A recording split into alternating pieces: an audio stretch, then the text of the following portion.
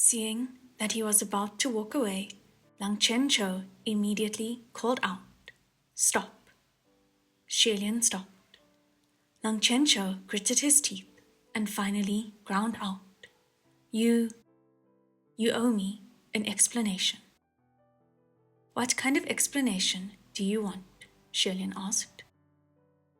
"Of past grudges for our kingdom and family. It's not that I can't understand your hatred for Yong'an, but..." He choked up. He only continued after a moment, in a strained, quivering voice. "But Guoshe, did my parents and I not treat the remaining citizens of Shanle well? I was friends with many of them, and I did my best to protect them." Every word he said was the truth.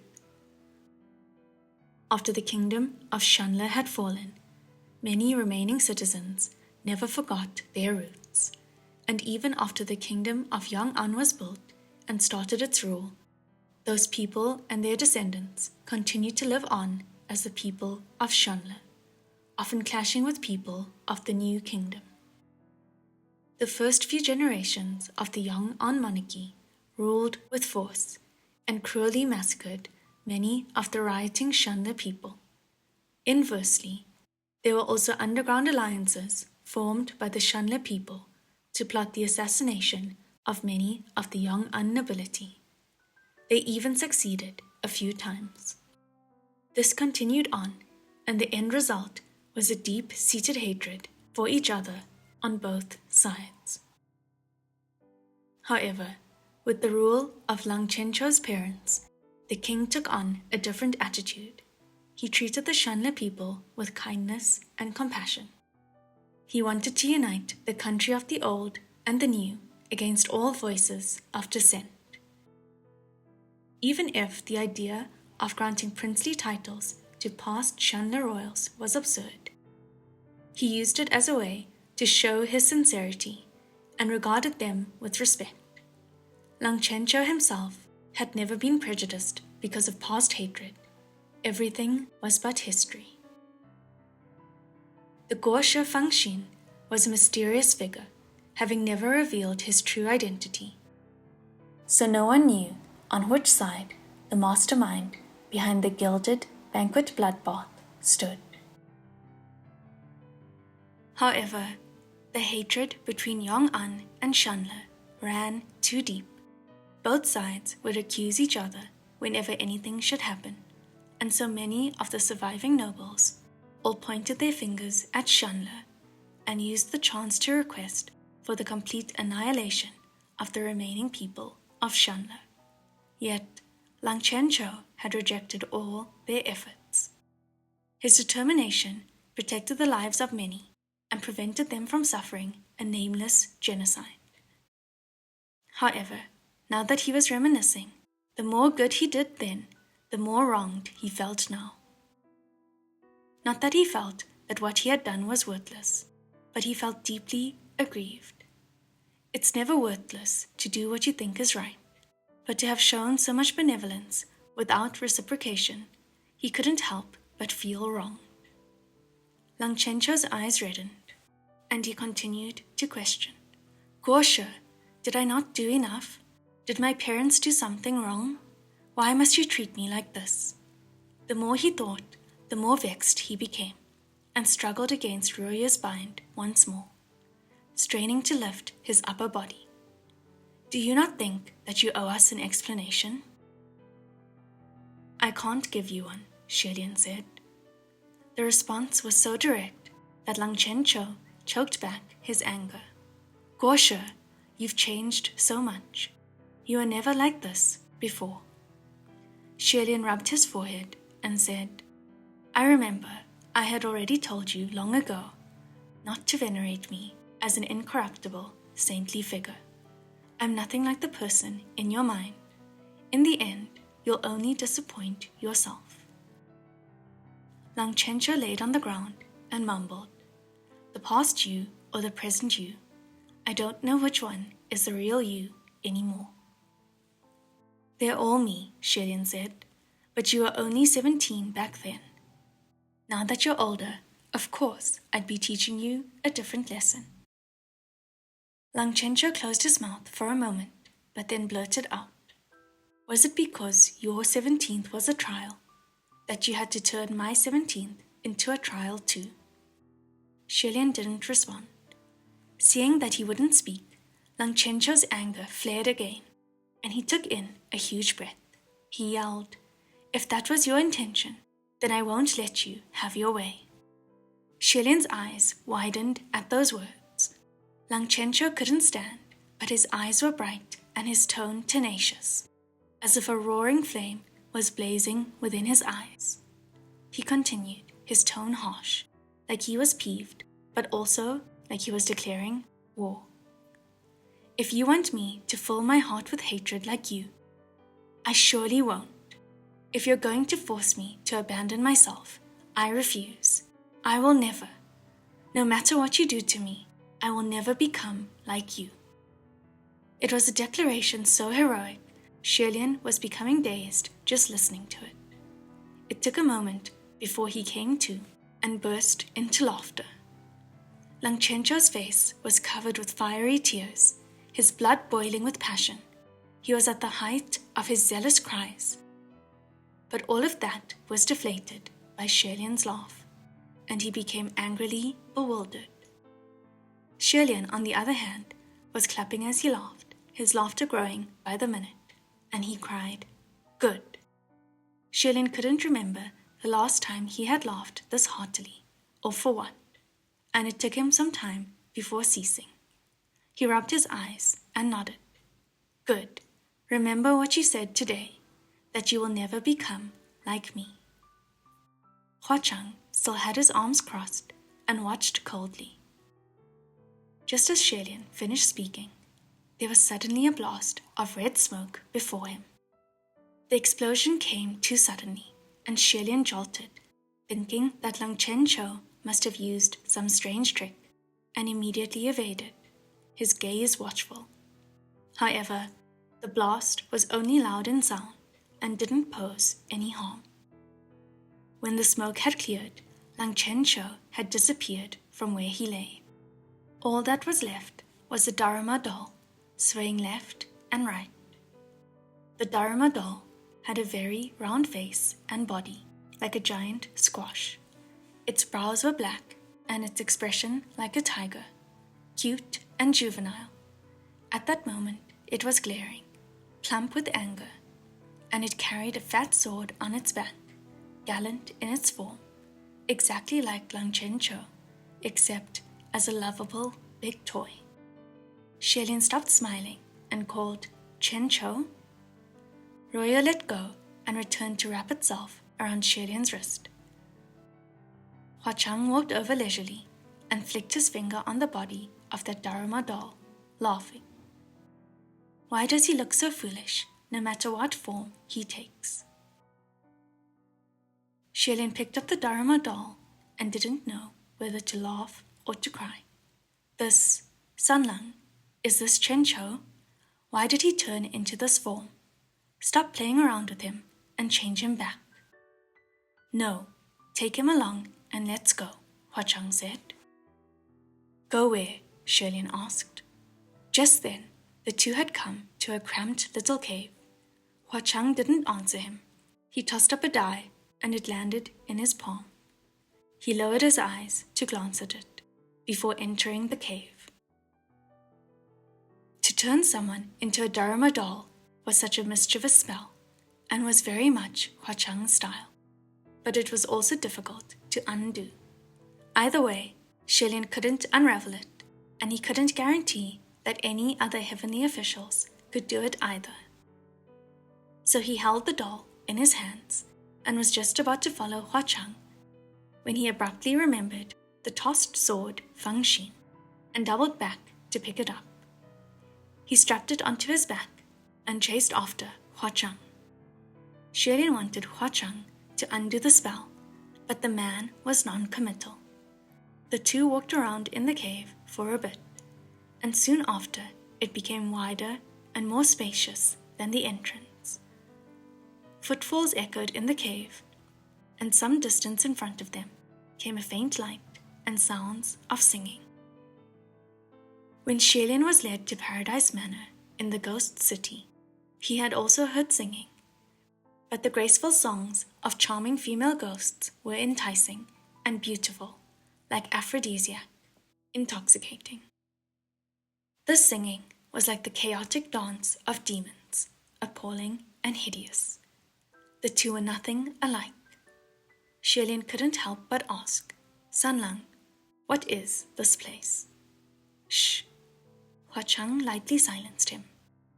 Xie question was already voiced in a near whisper. Hearing the shush, he held his breath. Soon he discovered the need to be silent. Right in front of them came batches of floating green ghost fires, and when the little bunches of flames approached, he saw that they were little ghosts dressed in green. On the head of each little ghost was a small flaming light, as if they themselves were a green candle. There was nowhere to hide in this cave, and the path was narrow. Xie was about to reach for Fang Xin, but thought that Roya would be better suited in this situation, and dropped his hand again. But then, just as the little ghosts passed by them, they didn't bat an eyelash before moving on, continuing to whisper amongst themselves. It wasn't like they didn't see them, but more so that they didn't think it strange to see them. Xie looked at Hua Chang, and the one standing next to him wasn't the exceptionally handsome, red-clad ghost king that he knew, but another little pale ghost with a green flame on his head. So it seemed that Hua Chang had changed them into fake skins without him knowing when it happened. Thinking that he himself must be upholding a green flame above his head, Xie couldn't help but raise a hand to feel. Why must they transform into such a bizarre appearance? Although he trailed off, Hua Chang obviously knew what he wanted to say. I already mentioned that the green ghost Qi Rong is vulgar and crass. All of his lackeys have to look like this. Xie didn't realize that Hua Chang had brought him to the green ghost Qi Rong's territory. Before, when the heavens and the ghost realm mentioned the green ghost Qi Rong, they all had to comment on just how uncouth he was. And Xie couldn't fathom why. Now that he'd learned that all of his little ghost subordinates had to dress like this, he could somewhat understand. Going only by the title, the Knight Touring Green Lantern, there was still at least a trace of sarcastic elegance. But if it was literally green light walking around at night, then there was definitely a gap between that and what he had had in mind. "Didn't you already destroy his lair?" Xie asked. "I did, but he escaped," Hua Chang replied. "Escaped for 50 years, then built a new lair." Xie held the Langchencho Dharma doll close to his heart and whispered after making sure that there was no one around, "Sanlang, are you here to find the green ghost? Why don't you undo Chencho's spell and let him go first, and then I'll accompany you." Hua Chang obstinately refused. "No, take him with you. I need him to meet someone." Xie was curious. Hua Chang didn't act like he cared much for Langchencho, so why would he take him to meet anyone? But all of his options were rather awkward, so he didn't speak any more on the subject. When the two finally emerged from the cave and the tunnel opened to a wider space, more caves appeared in front of them. There seemed to be caves and tunnels dug all over this mountain. Caves connecting caves, tunnels leading to more tunnels. Each entrance had a number of ghosts with the green lantern on their heads going in and out, like a giant beehive or an anthill. If Xie had come in by himself, there'd be no way he'd remember the way. Yet Hua Chang acted like he was at home and traversed through various tunnels and caves without hesitation, exceedingly at ease, like he knew the paths by heart. The two of them had on their green-flamed little ghost skin, and no one stopped them in their palm. Shilian breathed in relief, but Huachang thought he was sighing and asked, "What's wrong?" "Nothing," Shilian said. "I thought you would attack the lair head-on instead of sneaking in. I'm not too good with fighting, so I'm relieved." He meant it when he said he wasn't good at fighting. He may be skilled, but he wasn't good at dealing with the aftermath. Huachang seemed to have puffed a laugh.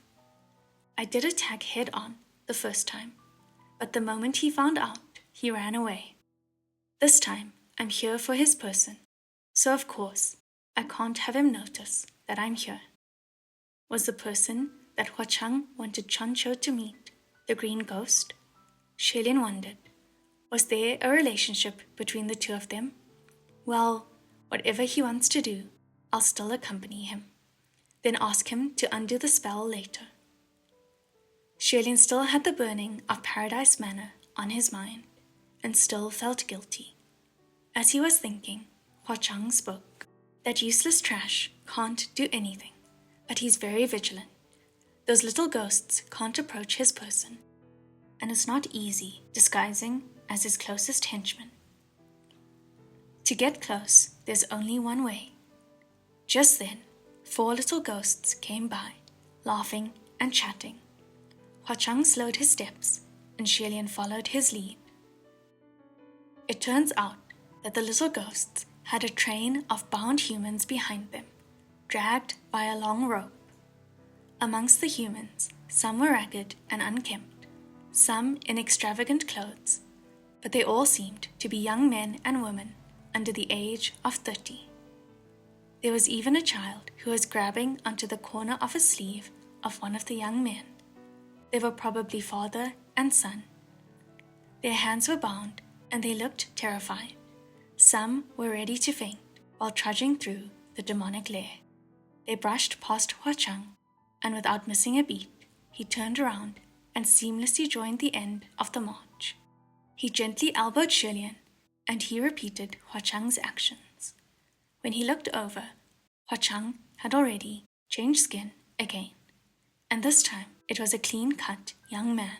He himself probably looked similar. The little band made twists and turns through the tunnels and caves. The little ghosts leading the group seemed to be quite content in their duties, and from time to time showed off a little authority, yelling and snarling at the prisoners behind them. "No funny business, no crying. With your faces all covered in tears and snot, if you ruin our great one's appetite, we'll teach you what it's like to want to die." Of the 4 great calamities, there had never been word that the other 3 supremes devoured human flesh. Only the green ghost Chi was gluttonous in this manner. No wonder his equals and enemies scoffed at any mention of him, dismissing him as unsightly and ignorant. Earlier, Huachang had said that there was only one way to get close to the green ghost Chi, and it appeared that mixing in with the food was the way. As he walked, Shilian reached for Huachang's hand. Once he succeeded in grabbing hold of it, he felt Huachang freeze, like he wanted to pull away. It wasn't that Shilian didn't notice, but under the circumstances, there wasn't much room for thought. He held Huachang's hand tight and drew a word in his palm: "Save." Since Shilian saw this, then he must save these people. The gesture was him informing Huachang of his intention. After the word was written, Huachang gently folded his fingers and closed his palm. A moment later, the band exited a tunnel and proceeded to enter an exceedingly large cave. The moment they entered the cave, a field of shadowed objects entered their vision. Shilian squinted and hadn't quite made out what those objects were, but instead, he felt Huachang grip his wrist and drew a few words on the back of his arm. "Watch your head, don't touch." At first, Shilian thought that there hung many rags from above, but when he looked closer, his pupils shrank. What rags? It was a field of blackened, tightly packed people, feet above, heads hung low, suspended in mid-air. the forest of upside-down corpses. However, although there hung those flipped dead bodies, there was no blood rain, because the corpses were all dry, without a drop of fresh blood left in their veins. The expressions on those dried corpses all looked to be in pain, their mouths open wide, and there was a thin layer of snow-like crystals on their bodies and faces. It was salt. In the deepest recesses of the cave, the lights shone bright. There was a giant chair, a long table, golden goblets, and jaded utensils. Such extravagance made it look more like a royal banquet hall rather than a deep mountain cave. A bit further away from the long table was an enormous steel cauldron, large enough to allow over 10 people to swim within. Red, boiling water bubbled in rage in the cauldron. If anyone should accidentally fall in, it would only be seconds before they were cooked through. The 4 little ghosts ushered the group of prisoners toward the cauldron, but some fell to the ground, shivering in fear when they saw what was waiting for them. And in the midst of yelling, hitting, and pulling, Xuelin suddenly felt next to him. Hua Chang's arm went stiff and stopped in his step. He turned his head to see and saw that although Hua Chang still had on the appearance of a clean-cut young man, his eyes were blazing with rage. Even though Hua Chang was always smiling, Xuelin knew that his true emotions were always hidden deep within. Xuelin had never seen in his eyes such a violent fury, thus blatant. He followed Hua Chang's sight, and the next moment felt his own breathing stop. Before the extravagant giant chair, there knelt a person. On first glance, it was a person, but upon closer look, it was actually a stone statue the size of a real person. It was a rather interesting statue, sculpted in a kneeling position, its back facing him, its head downcast. It was the very form that could be described as a dog with its tail between its legs. It was easy to presume that the only purpose of making such a statue was for humiliating this person. Xuelin didn't need to turn the statue around to know that its face must be exactly the same as his own.